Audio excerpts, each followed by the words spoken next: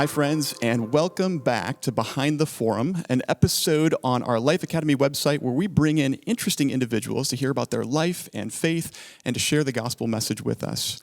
Today, our guest is a woman who was created and designed by God for great purposes. She has a strong Christian faith, a sharp intellect. She was raised in a supportive environment where she has been able to do courageous things with her faith. Tonight, our guest is Miss Rachael Denhollander. Rachael, thank you so much for being with us this evening. Why don't we begin here? You wrote a phenomenal book called What is a Girl Worth, in which you told your story of how the Lord has used you. The subtext to that book is one woman's courageous battle to protect the innocent and stop a predator no matter the cost. Early on, you sensed a tug to protect the innocent. You sensed a tug to do whatever it took to stand between the innocent and those who would harm them. Where did that come from? At the core, that's what Jesus does for us, right? That is what he has called us to. And you can't read scripture. You can't read about who Christ is and his love for the oppressed and what he has come to do and what he has come to be on earth without hearing that call, right? We are commanded to be little Christs, to reflect him, to reflect his holiness. So we ought to be the most equipped to say evil is evil. We are commanded to stand for the vulnerable and for the oppressed and to hold back those who are being led to slaughter. We're commanded to love as Christ loved, and he loved with everything he had. Greater love has no man than this, that he lays down his life. Right? And so at the core, it really comes from how I have been loved and how I have been commanded to love. Such a great answer. It took years for you to be able to bring your story to light. What made it possible for you to share your story? I think oftentimes when people ask that question, they're expecting an answer for here's how you give victims the courage to speak. But the truth is that most victims are desperate to be able to raise their voice. They just don't have a safe place to do it. Because we live in a world where our justice system is so broken that out of every 300 rapes reported to the police on our best year, 25 are going to result in criminal conviction and jail time. Most often, we're more around like the 7 to 9 range. We don't have a justice system that protects victims. We don't have a community and a culture that protects victims. And so what we really need to be asking is how do we as a community become people where it is safe for victims to speak up, where we are a refuge for the suffering and for the oppressed? So knowing the personal cost that came with this coming forward, what gave you that strength to do so? Ultimately, again, it really was my faith. Right? When I was going through a period of just intense wrestling with where is God in this and does he care? And I don't think the church has done a really good job teaching on suffering and really teaching on where Christ is in suffering. I had always heard the gospel portrayed to me and seen Christ, the picture of Christ placed on that cross as good news for my sin. Look how horrible your sin is. And I needed to hear that because I needed forgiveness. I needed the gospel. But nobody ever held up that picture of the cross and said, this is how serious what was done to you is. This is how much God cares about what was done to you. Right? The book of Revelation was always preached to me as be very afraid. You don't want God's judgment. It was never preached to me as this is how much he loves you, his daughter. He is coming back to mete out justice. And so as I was wrestling through my faith and where is God at, and not hearing any of those things preached, what really became my linchpin was a quote by C.S. Lewis, where Lewis said, in Mere Christianity, my argument against God was that the universe was so cruel and unjust. But where had I got this idea of just and unjust? A man does not call a line crooked unless he first has some idea of straight. And that was my linchpin. Because I wrestled with the question, what if I leave my faith? What if I don't believe in God anymore? Does atheism fix this tension that I feel?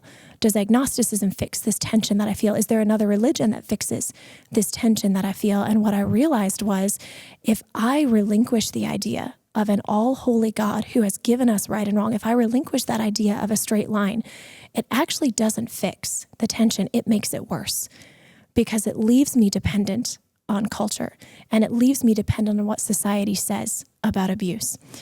And so that reality of I can call what happened to me evil because there is an all-holy God. Sometimes that was all I had to hold on to.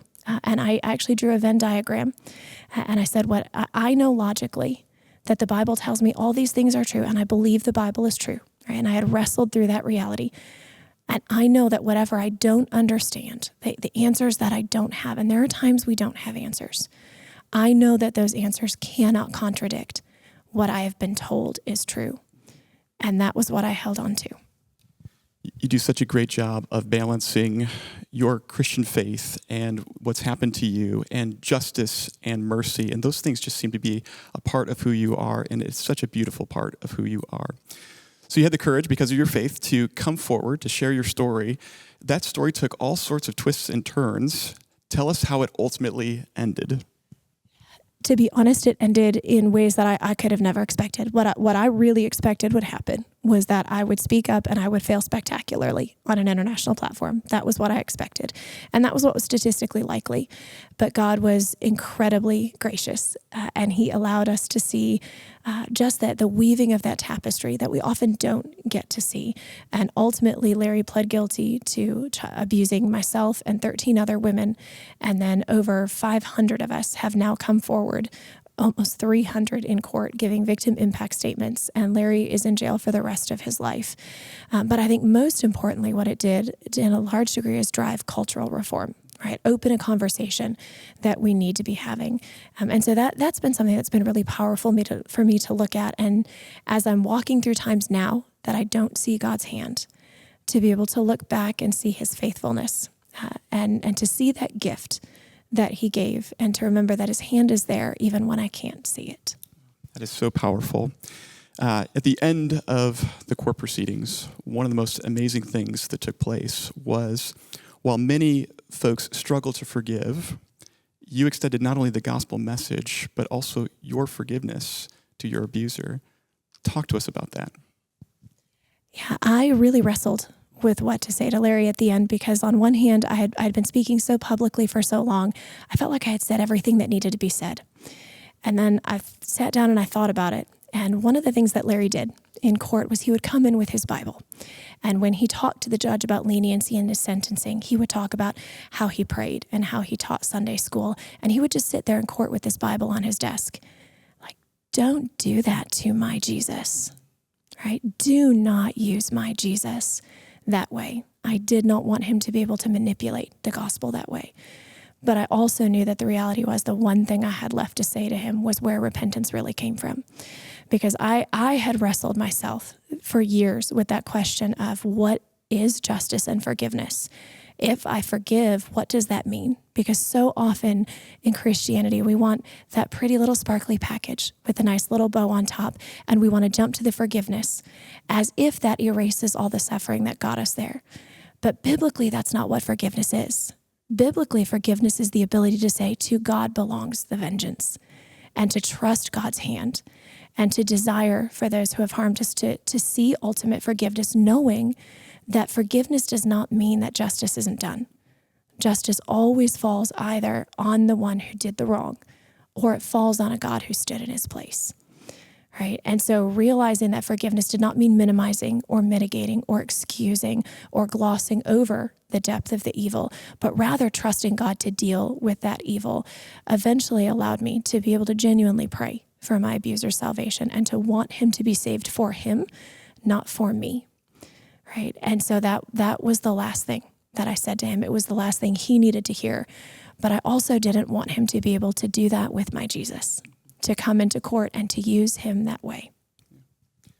Just as you're talking through this, I'm hearing echoes of C.S. Lewis in not excusing people's behavior, but still offering forgiveness. And I hear echoes of Dietrich Bonhoeffer and cheap grace. And it's clear to me that you have read so much theology. It's such a wonderful part of who you are.